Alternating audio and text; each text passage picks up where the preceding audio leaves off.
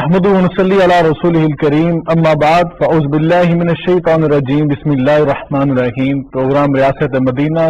کامیاب طرز زندگی، میں ہوں آپ کا میزبان سید اسامہ بخاری۔ ناظرین کرام، آج کے پروگرام میں ہم ایک ایسی ریاست کے بارے میں بات کرنے کی سعادت حاصل کریں گے کہ اس کے ثمرات کیا تھے اور اس کے اقدامات کیا تھے اور اس کی بنیادیں کیا تھیں، اور وہ ایسی ریاست تھی جس کے حکمران ایسے تھے کہ مثالی حکمران، اور اسی طرح اس کا آئین کیسے بنا اور اس کی بنیادیں کیا تھیں، اس کا مثالی نظام تعلیم کیا تھا، اس کا نظام عدل کیسا تھا، اس کے اندر اختیارات کی تقسیم کیسی تھی، اور اسی طرح وہاں پہ ایکویلٹی کو کیسے فروغ دیا گیا، اور وہاں پہ ایک برابری کا جو نظام تھا وہ کیسے قائم کیا گیا، اور وہاں پہ عدلیہ کا نظام کتنا خوبصورت تھا کہ غریب اور امیر کے لیے برابر قانون تھا، اور اسی طرح اس کی داخلہ پالیسی کیسے تیار کی گئی، خارجہ پالیسی کیسی تھی، اور وفود کیسے بھیجے گئے دیگر ممالک میں، ان سب باتوں پہ بات کریں گے۔ اور اسی طرح ریاست مدینہ ایک ایسی عظیم سلطنت ہے کہ روئے زمین پر اس کی مثال نہیں ملتی۔ اپنی مثال آپ ہے کہ یہ دنیا کی پہلی ریاست ہے جس نے اتنے قلیل عرصے کے اندر، صرف 10 سال کے اندر، اپنا فرسٹ ریٹن کانسٹیٹیوشن جو تھا، پہلا آئین جو لکھا ہوا باضابطہ طور پہ دنیا کے سامنے پیش کیا۔ آج دنیا کے جتنی ترقی یافتہ ممالک ہیں اسی کانسٹیٹیوشن کو، اسی لا کو فالو کرتے ہیں اور اسی سے روشنی حاصل کرتے ہیں۔ آج کے پروگرام پہ اسی میں بات کریں گے، اور ہمارے ساتھ آج بہت خوبصورت پینل موجود ہے۔ میں اس کا تعارف بھی کرواتا جاؤں، اور اس سے پہلے ایک بڑی خوشی کی بات ہے کہ ہماری نئی گورنمنٹ آف پاکستان نے بھی یہ نیا انیشیٹو لیا ہے کہ پاکستان جو ہے اس کو ہم ریاست مدینہ کی طرز کی ریاست بنائیں گے، کیونکہ قائد اعظم محمد علی جناح سے کسی نے پوچھا تھا کہ آپ نے پاکستان تو حاصل کر لیا، اس کا آئین کیا ہوگا، اس کا سپریم لا کیا ہوگا؟ تو قائد اعظم محمد علی جناح نے فرمایا تھا، آپ رحم اللہ تعالیٰ فرماتے ہیں کہ ہمارا سپریم لا، ہمارا آئین جو ہے 1450 سال پہلے قرآن کریم کی صورت میں نازل ہو چکا ہے، اور ریاست مدینہ ہمارے لیے ماڈل ہے۔ آج ہمارے ساتھ جو خوبصورت پینل موجود ہے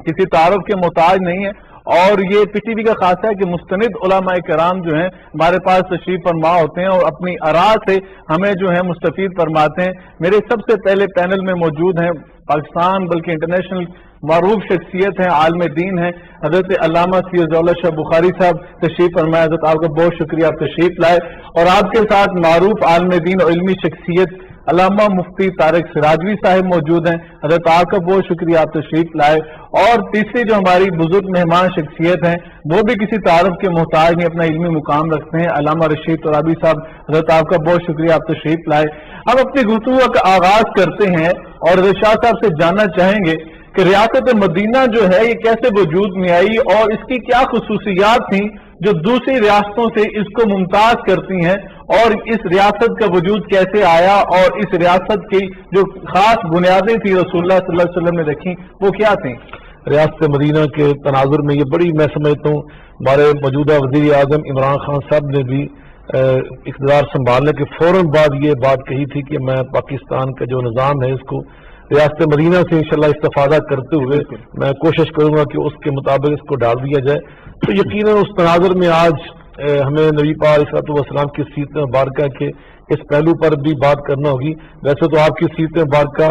وہ ہے ہی ایسی کہ اس کا ہر پہلو بڑا جذاب ہے، بڑا پرکشش ہے، بڑا خوشبودار ہے، اور مسلمان کو، ہر انسان کو اپنی طرف متوجہ کرتا ہے، اور انسان حیران ہوتا ہے میں کس پہلو پہ بات کروں، کس کو چھوڑ دوں۔ جس طرح شاعر نے کہا تھا شکار ماں کہ تسخیر آفتاب کروں، میں کس کو ترک کروں، کس کا انتخاب کروں۔ آپ کی زندگی کا ہر پہلو جس پہ بات کی جائے تو میں سمجھتا ہوں جو وقت، جو گھڑیاں، لمحات اس پہ صرف ہو جاتی ہیں، کٹ جاتی ہیں، اور زندگی کا حاصل اور سرمایہ بن جاتی ہے۔ ایک اردو کے شاعر نے بہت خوبصورت بات کہی کہ جب انہیں یاد کر لیا تو صبح مہک اٹھی، جب ان کا غم جگا لیا تو رات مچل گئی۔ لیکن آج چونکہ ہمارا ایک موضوع، ہم نے سیرت مبارکہ کا ایک خاص پہلو لیا ہے کہ بحیثیت حکمران آپ کا طرز حیات کیسا ہے۔ اللہ قرآن مجید فرقان حمید میں ارشاد فرماتے ہیں لقد کان لکم فی رسول اللہ اسوۃ حسنہ، تمہارے لیے سب کے لیے یہ خاص، یعنی یہ جمع کی ضمیر ہے، فرمایا کہ سب کے لیے، اگر کوئی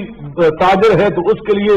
بحرین کی منڈیوں میں کاروبار کرنے والے سیدہ خدیجہ کبریٰ سلام اللہ علیہ ان کے مال کے ساتھ مزاربت کرنے والے مصطفیٰ علیہ السلام کو دیکھے، اگر کوئی استاد ہے تو صوفیہ یونیورسٹی کے معلم کو دیکھے، اگر کوئی جج اور قانون دان ہے تو وہ حضرت اسود کا فیصلہ کرنے والے کو دیکھے، اگر کوئی کسی کا باپ ہے تو سیدہ فاطمہ الزہرا سلام اللہ علیہ کے بابا جان کو دیکھے، کوئی نانا دادا حسنین کریم ہے کہ نانا جان کو دیکھے، کوئی معلم استاد صوفیہ یونیورسٹی کے استاد کو دیکھے۔ اللہ حاضر کی آج صلی اللہ علیہ وسلم کی زندگی مبارک ہر ایک کے لیے نمونہ ہے، اور بحثیت حکمران آج کا حکمرانوں کے لیے بحثیت والی مدینہ، حکمران مدینہ، ریاست مدینہ کے سربراہ آپ کا جو کردار اسوہ حسنہ ہے وہ اتنا روشن ہے، اتنا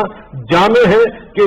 پوری حکومت چلانے کے لیے وہاں سے جیسے قائد اعظم بانی پاکستان محمد علی جناح رحمہ اللہ تعالیٰ نے ارشاد فرمایا تھا کہ ہمارے لیڈر، ہمارے آقا و مولا، ہمارے پیشوا حضرت محمد مصطفیٰ علیہ الصلوۃ والسلام نے جو نظام زندگی اور جو ریاست مدینہ کی شکل میں ایک عملی نمونہ پیش کر دیا تھا وہ ہمارے لیے مشرع رہا ہے، وہ ہمارے لیے روشنی ہے۔ تو یقیناً آپ کا جو طرز حکومت تھا اگر ہم اس کی بنیادیں دیکھیں تو اللہ نے قرآن مجید میں بیان کیے، الذین مکناہم فی الارض اقاموا الصلاۃ وآتوا الزکاۃ وامروا بالمعروف ونہوا عن المنکر۔ اس کی چار بنیادیں تھی۔ پہلی بنیاد تھی حقوق اللہ کی، دوسری بنیاد تھی حقوق العباد کی، تیسری تھی اصلاح معاشرہ کی، اور چوتھی تھی برائیوں کے اور جرائم کی روک تھام کی۔ یہ چار بنیادیں اللہ تعالیٰ نے قرآن مجید میں بیان فرمائی ہیں۔ اور حقوق اللہ بھی کیا تھے؟ ان میں بھی انسانیت کا سبق ہے۔ مثلا سب سے پہلے نماز کی بات کی، اقام الصلاۃ، اس میں جو ابھی آپ نے کہا کہ مساوات کی بات، مساوات کیسی کی؟ ایک ہی سامنے کھڑے ہوئے محمود و ایاز، نہ کوئی بندہ رہا نہ بندہ نواز۔